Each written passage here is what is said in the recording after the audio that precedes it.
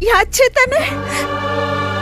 નાનપણમાં પાપા પગલે શીખતા તને ઠોકર વાગતી ને તું માં ચીસ પાડતું ત્યારે હું દોડીને આવી તને તેડી લેતી.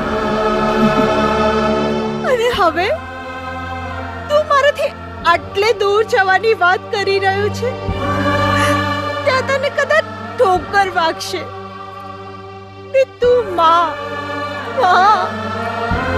ચીસ પાડીશ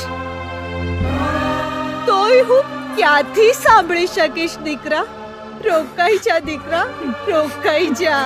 માં, જે ઘરમાં મારી માયાનું સ્થાન ના હોય એ ઘરમાં હું ક્યારે ના રહું. ચાલ માયા. દીકરી ખોળો પાથરીને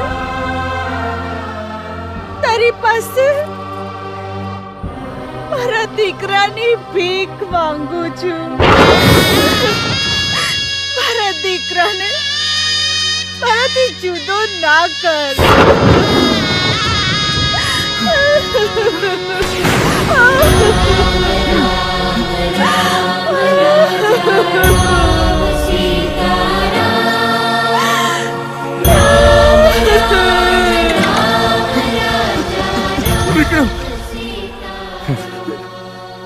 દીકરા,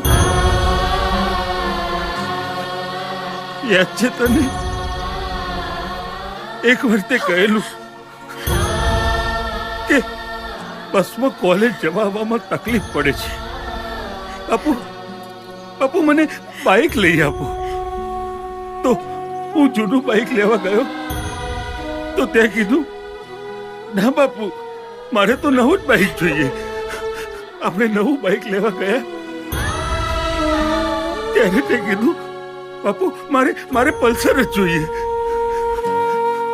પલ્સર નક્કી કર્યું તો વળી પાછો તું બોલ્યો, બાપુ 180 સીસી વાળું જ.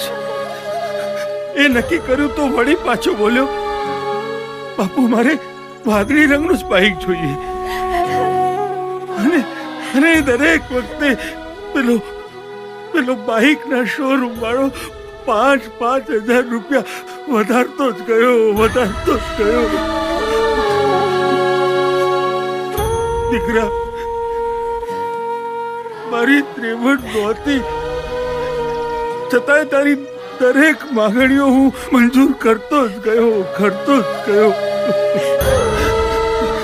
અરે તારા બાપની આ જિંદગી પૂરી થવા આવી પણ તારી ફરમાઈશો પૂરી ના થઈ અને છતાં